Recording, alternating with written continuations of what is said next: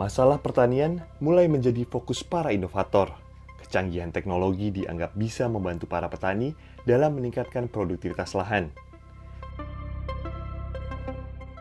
Bayangkan ketika kita bisa menyulap angka-angka ini menjadi data berguna bagi para petani. Itulah yang coba dilakukan oleh perusahaan bernama CI Agriculture.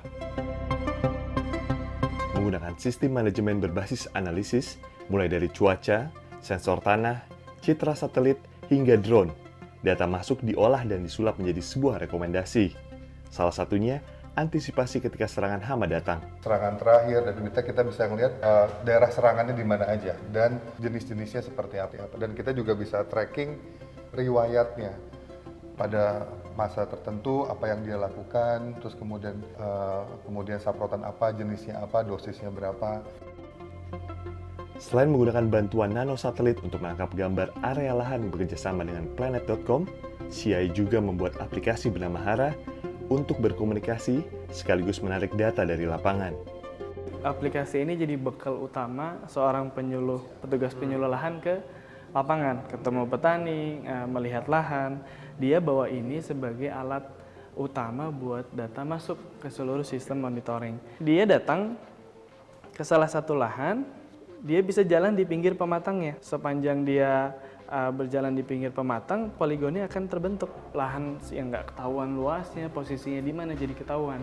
Dari posisi ini kita tahu luasnya, tahu cuacanya, tahu ketinggiannya, tahu elevasinya, irigasinya, dan seterusnya.